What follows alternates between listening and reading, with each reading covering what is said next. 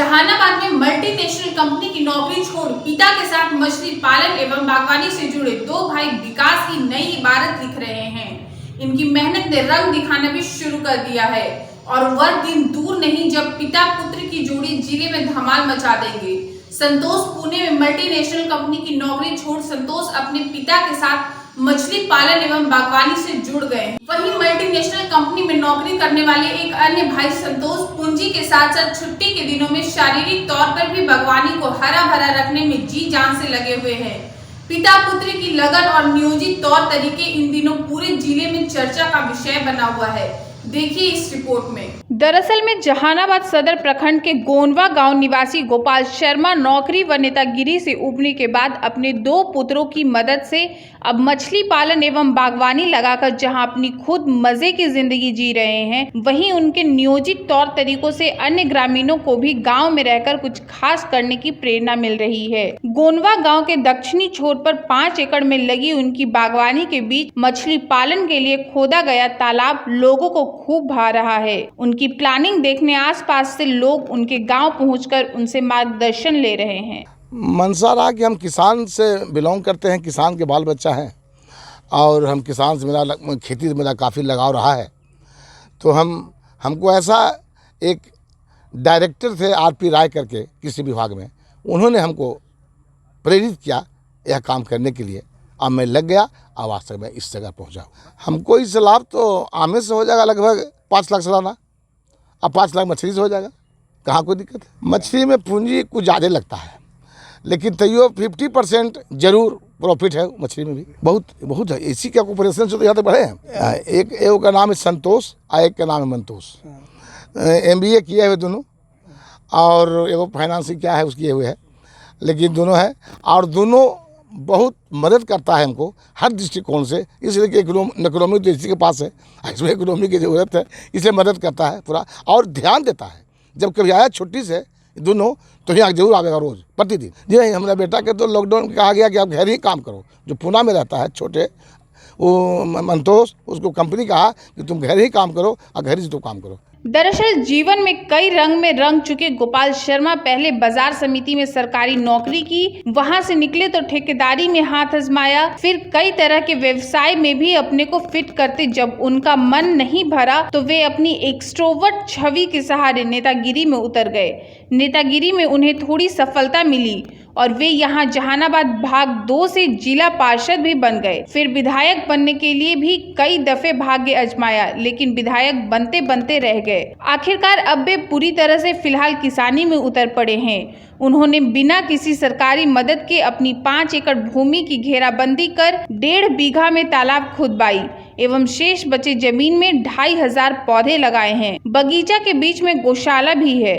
आज बागवानी से उनका अहाता पक्षियों की चहचहाहट से गुलजार है। तालाब में रेहू, कतला, जासर जैसी मछलियां पानी में उछल कूद कर पूरे माहौल को स्पंदित कर रही है। श्री शर्मा को पशु पक्षियों से खूब प्रेम है। वह पूरे दिन उसके भरण पोषण, दाना पानी, दवा देने में जुटे रहते हैं। आज उनकी प्लांट खेती बाड़ी को देखने बाहर से भी कई लोग उनके गाँव पहुँचते हैं। 5 बीघा में मेरा बगीचा है और 1.5 बीघा में तालाब है।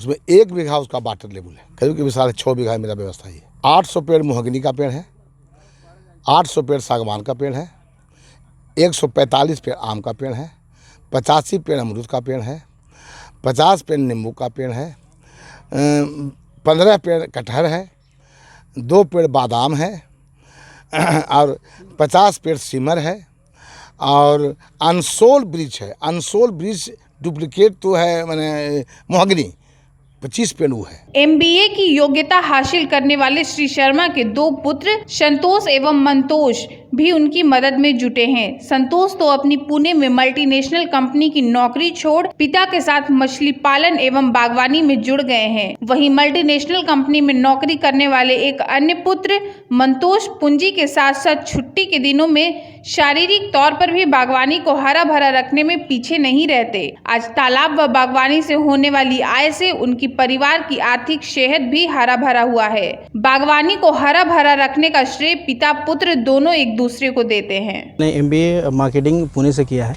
मैंने 6 साल प्राइवेट जॉब में मैं एयरटेल में था। मैं एयरटेल में एज TSM था। उसके बाद मैं यहाँ बिजनेस में मैं आया हूँ। मैं ट्रांसपोर्ट देख रहा हूँ और मैं बिजनेस देख रहा हूँ और बाकी फिर पापा के साथ मैं यहाँ पे हेल्प करता हूँ। देखिए, सबसे बड़ी बात है कि मेरी भूमिका मेरे से ज़्यादा भूमिका मेरे पापा की रही है। जो भी है मेरे पापा के बदौलत ही सारा चीज़ है।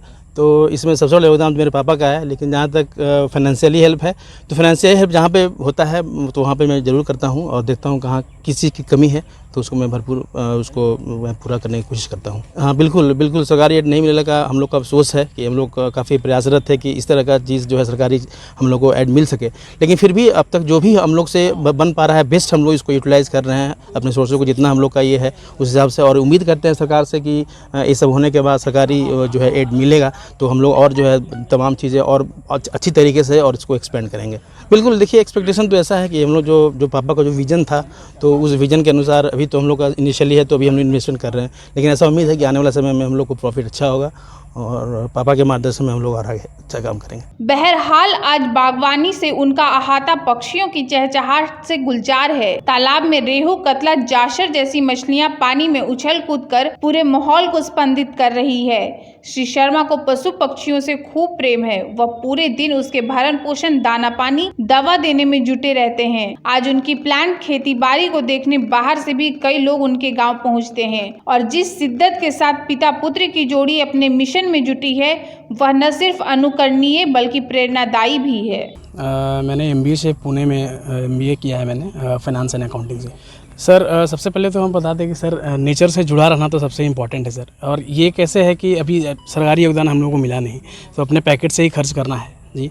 तो उसके लिए सर फिनांस इंपॉर्टेंस सबसे ज़्यादा होता है कि आप इन्वेस्टमेंट जब तक नहीं कीजिएगा, आप पेड़ लगाइए, खर्चा देखते हैं, आप इसमें बीज दीजिएगा, बीज डालने के बाद सब खाद पड़ेगा, इसमें सब तरह का दवाई पड़ेगा उसमें। तो वो सब जितना हम लोगों से मदद पड़वाता है पापा को हम लोग करते हैं उसमें। कृषि तो सर हम लोग सर बिहार के हम लोग हैं सर। बिहार में सबसे प्राथमिकता क्या है सर? हम लोग का किसानी हम लोग का है, ज़मीन से जुड़े हैं हम लोग। क्योंकि और दूसरा चीज़ सर कि नेचर के प्रति हमारा क्या योगदान है। हम सब लोग करते हैं, बिल्डिंग बनाते हैं, सब कुछ करते हैं, लेकिन नेचर के लिए हम क्या कर रहे हैं?